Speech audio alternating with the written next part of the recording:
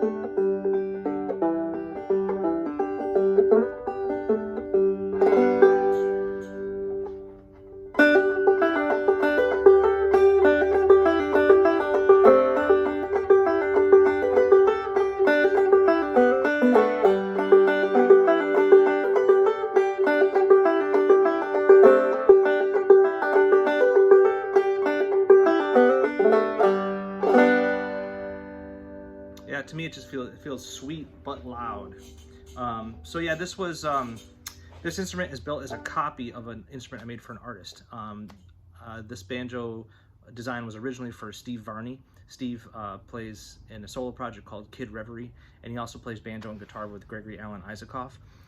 So I built Gregory and Steve banjos 10-something years ago when I still lived in Colorado, and then Steve needed another one about 18 months ago. And so a lot of the features on this banjo are the things that Steve came up with and I came up with to give him what he needed. He's playing on big stages and traveling all the time and it needed to be solid.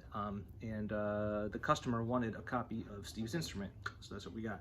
So it's a 12-inch walnut block rim with pistachio trim, and it's got a rolled brass tone ring, fiber skin synthetic head, and 24 hooks and nuts.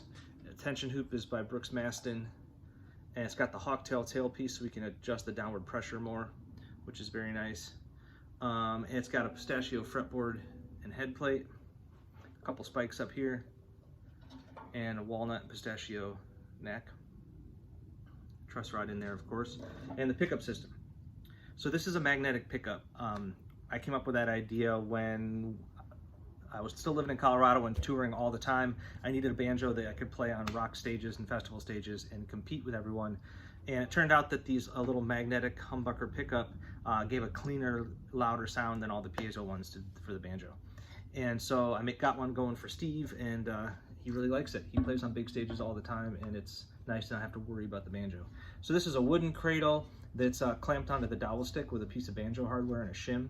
And there's a magnetic pickup double stick taped to it right there, and then this is your jack. That's where you plug in, and it's grounded to the brass hardware, so when you hold it in your arm, if you're playing in an amp, it'll cut the hum, kind of like a Telecaster pickup. When you touch the bridge, it cuts the hum. So it's a cool design, and I don't have to, it just floats here. It's not drilled to the instrument or anything, and it doesn't affect the acoustic properties of the instrument. So that's part of it. Yeah, this is number 501. It was a lot of work to do all these extra things, and I'm happy to have it ready to go. It's going all the way to the United Kingdom, and I'm really pleased with it. Cool. Have a good one.